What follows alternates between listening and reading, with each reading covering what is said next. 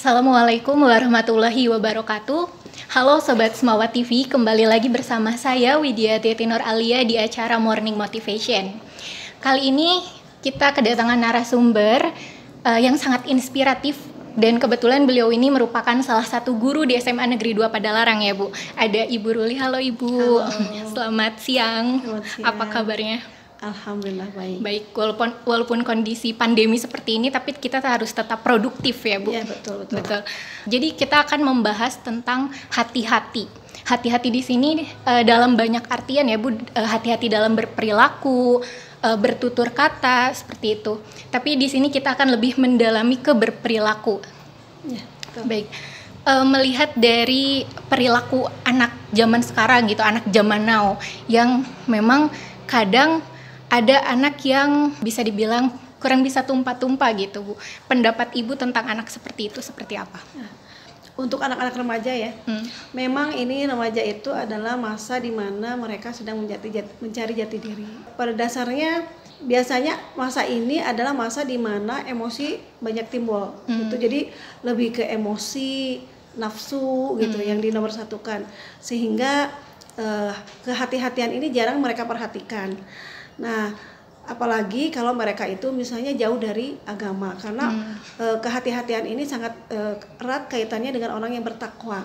Kalau kalian bertakwa, misalnya yang namanya bertakwa itu kan menjalankan perintahnya dan menjauhi larangannya. Kalau kita misalnya dekat dengan Tuhannya, kemudian kita misalnya bertakwa gitu, kita berusaha untuk sebaik mungkin melaksanakan apa yang diperintahkan Allah. Insya Allah yang tadi melakukan hal yang tidak hati-hati itu akan terhindar. Misalnya apalagi untuk anak remaja, mungkin kalau Ibu lihat di televisi ya, itu misalnya mereka misalnya punya pacar gitu, asal punya pacar, yang penting statusnya punya pacar, sehingga mereka tidak memilih manakah yang terbaik, manakah apa yang harus kita cari. Kadang-kadang hanya melihat di Facebook atau misalnya sosial media, tanpa bertemu langsung mereka terima begitu saja. Ketika bertemu banyak yang menjadi korban dan sebagainya. Itu karena nafsu, salah satunya yang tidak hati-hati dalam memilih teman, kemudian dalam bergaul, sehingga mereka lupa dengan misalnya baik untuk kehidupan nanti ke depannya, baik di dunia maupun di akhirat seperti itu. Itu untuk anak remaja. Berarti ini sangat erat kaitannya dengan keimanan dan ketakwaan pribadi masing-masing gitu ya Bu. Lalu untuk saran Ibu agar remaja zaman sekarang ini bisa bisa memilih pergaulan itu seperti apa? Yang pertama, carilah teman yang bisa membawa kalian itu ke hal yang baik. Ada istilah kan, kalau kita berteman dengan orang yang jual parfum, maka wanginya akan nempel gitu kan. Tapi kalau misalnya kita berteman dengan orang yang kurang baik, akan terbawa gitu. Jadi carilah teman yang terbaik, karena kalau ibu perhatikan untuk remaja itu mereka lebih dekat dengan teman daripada dengan keluarga gitu. Sehingga teman itu faktor utama dalam menentukan hidup. Kadang-kadang memilih baju dan sebagainya itu teman yang menentukan, bukan orang tua dan sebagainya. Yang pertama adalah baiknya dekatkan dulu dengan Allah ya, itu dengan Tuhannya. Kalau kita misalnya dekat dengan Tuhannya, insya Allah itu akan memberikan jalan gitu. Ketika kita melakukan hal yang salah itu kayak ada rambu-rambu gitu. Jangan sampai diberitahu gitu, dikasih tanda bahwa kita itu ini salah ya. Kalau kita imannya baik itu ini salah ya, ini haram ya, ini nggak boleh ya dan sebagainya. Insya Allah pun akan memberikan petunjuk mana sih teman yang baik. Contoh misalnya, kalau kita misalnya dekat dengan masjid gitu, pasti kan teman-temannya anak masjid kan gitu kan. Kemudian walaupun misalnya ada kok orang yang bukan anak masjid ke masjid, ya itu tapi berarti anak yang tidak walau misalnya tanda kutip tersebut tetap dia punya ketakwaan di situ. Jadi otomatis kalau kita punya keimanan yang baik, Allah pun akan menunjukkan mana arah kita yang benarnya. Pasti Allah akan menentukan, pasti teman-temannya juga yang baik gitu. Ini kan mempengaruhi juga nanti kalau misalnya ke depannya gapai cita-cita, kemudian misalnya di akhirat pun mungkin kalau kita mati juga kalau teman yang baik kan kita akan didoakan. Iya Bu, gitu. itu saya sering Seperti dengar itu, sih cerita ya. seperti itu. Coba kalau misalnya orang yang tidak pernah mengaji gitu, teman-temannya tidak pernah mengaji, kebiasaannya ke diskotik, misalnya mabuk-mabukan, minuman keras, Ibu yakin mereka ilmu agamanya gitu, doanya itu akankah dikabul oleh Allah? Tidak tahu ya, kita memang tidak tahu, mungkin saja orang yang biasa-biasa saja juga dikabul oleh Allah. Tapi kan kadang Ibu jarang sih mendengar orang yang kegiatan dugem, ngajinya bagus gitu. Nggak pernah sih, kadang-kadang kalau kita dengar, oh dia jagoan ngaji sih, tapi kalau kita perhatikan nih, bacaan mengajinya, bacaan mahrojnya salah gitu, tajwidnya salah gitu. Kadang-kadang orang hanya bisa mengaji sedikit saja, kadang-kadang suka memang timbul hal yang lupa diri gitu. Berarti lebih ke image diri sendiri ya kalau misalkan bergaul. Betul. Berarti dapat disimpulkan ketika kita bergaul itu, bergaul mah dengan siapa saja gitu kan. Cuman ambil yang positifnya, yang negatifnya dibuang gitu. Dibatasi. Jadi, oh ini misalnya kita mau bergaul dengan orang yang suka mabuk atau apa gitu, kita ambil positifnya. Kadang-kadang mereka itu tingkat sosialnya lebih tinggi atau misalnya solidaritasnya lebih tinggi dibandingkan orang-orang yang biasanya lebih dianggap kita baik gitu, ternyata kalau pas ini kau solidaritasnya jelek gitu. Nah kita ambil positifnya. Relasinya itu lebih banyak ya Bu? Iya betul, relasinya lebih banyak.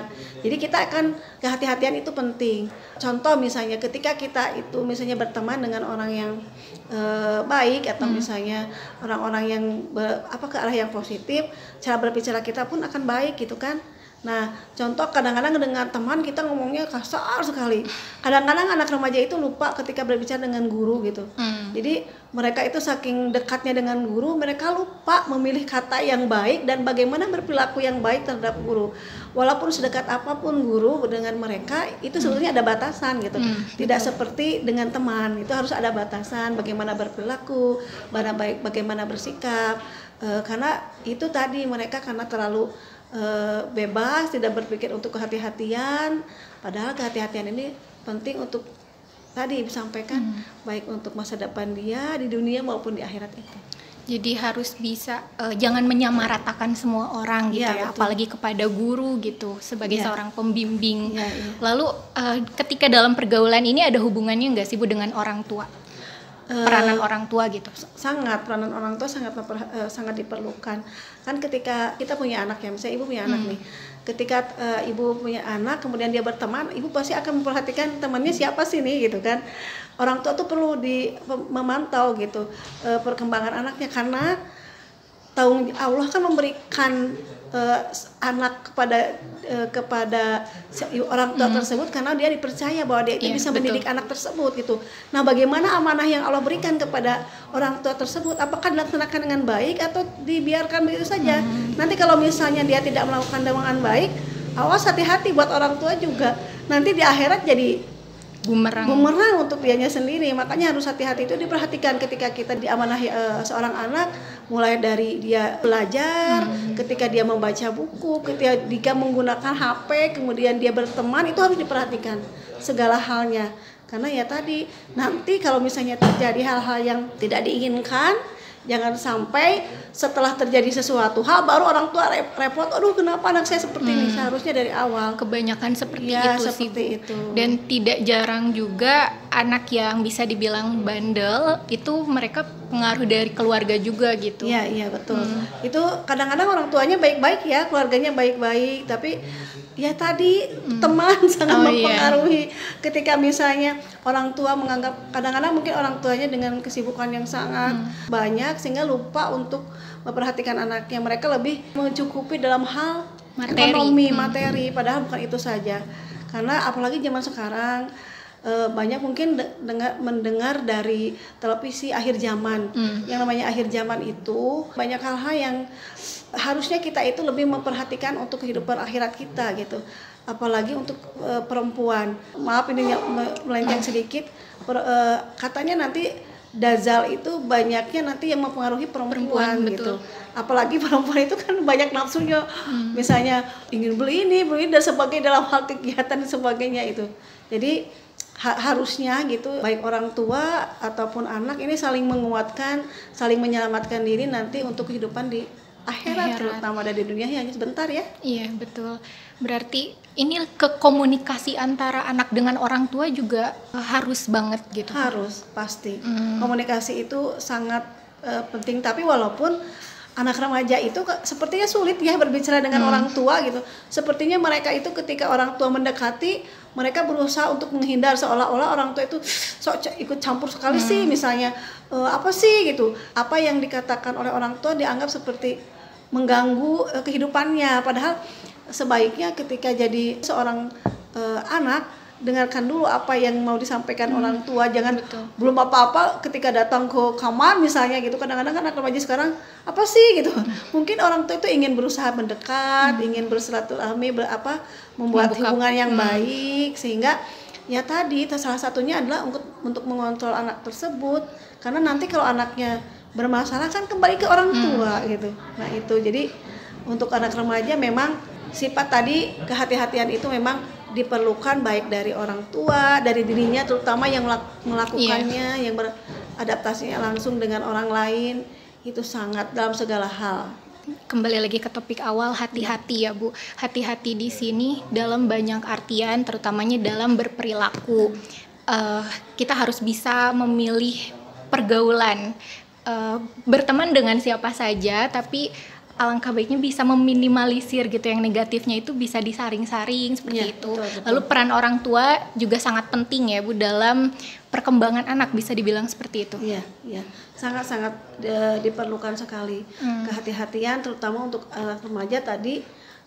Di sini lebih dominan ke pergaulan ya, karena mereka masa-masanya banyak bergaul. Dan dalam bergaul juga kan berkaitan juga dalam hal berbicara. Tadi kan hati-hati itu dalam hal dalam banyak hal, dalam bertindak, dalam mengambil keputusan. Makanya kalau dalam Islam kan ada sholat istikharah. Sholat istikharah itu adalah sebagai petunjuk gitu. Itu adalah sebagai bukti kehati-hatian kita dalam mengambil keputusan gitu. Ketika misalnya, oh ini apakah jodohku yang terbaik gitu. Ya Allah, misalnya oh ini kira-kira saya bagusnya jurusan apa gitu. Kira-kira apa nih saya masuk ke sekolah mana, itu sebenarnya digunakan kalau dalam Islam itu sudah diberi tahu caranya seperti apa, itu sebagai cara untuk kehati-hatian sepertinya itu. Betul. Dan juga harus balance ya Bu, antara pelajaran di dunia dan di akhirat itu harus balance gitu. Ya, walaupun memang sih katanya seperti apa sih yang seimbang itu kita tidak tahu sih. Yang jelas untuk mencapai surganya Allah itu susah sekali. Tapi kalau misalnya untuk menggapai kebahagiaan gitu, hura-hura kan gampang ya.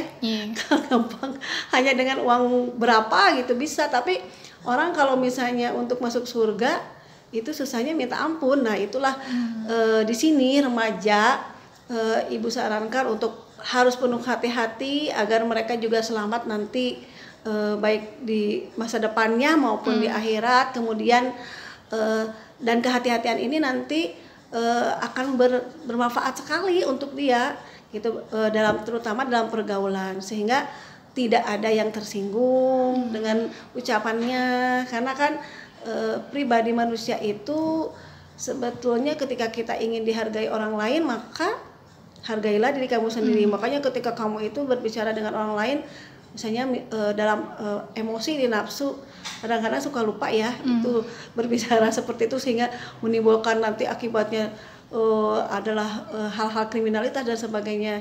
Nah itu kehati-hatian itu kalau kita pegang, kita jadikan pedoman, insya Allah kita akan selalu aman, akan selalu di jalan yang lurus yang tadi. Apalagi kalau misalnya dibarengi dengan sholat istikharah. Jadi sholat istikharah itu jangan pas lagi mintanya saja, bisa dilakukan kok tiap hari. Tiap hari? Oh, bisa dilakukan tiap hari. Jadi sebagai petunjuk untuk kita dalam arah ini mau seperti apa, ke depan kita ini seperti apa. Tidak harus pada saat lagi butuh saja gitu, dekat dengan Allah, ya Allah tunjukkan siapa sih si yang terbaik untuk saya, tidak harus seperti itu. Baik ya. Baik, terima kasih Ibu atas waktunya dan semoga kegiatan kali ini bisa bermanfaat ya untuk teman-teman yang ada di rumah. Seperti pesan Ibu barusan, harus berhati-hati dalam memilih pergaulan, dalam beretika, seperti itu. Dalam bertutur kata juga kita harus berhati-hati. Baik, terima kasih Ibu. Sama-sama. Ya, untuk itu saya Widya Tetinor Alia pamit undur diri. Wassalamualaikum warahmatullahi wabarakatuh.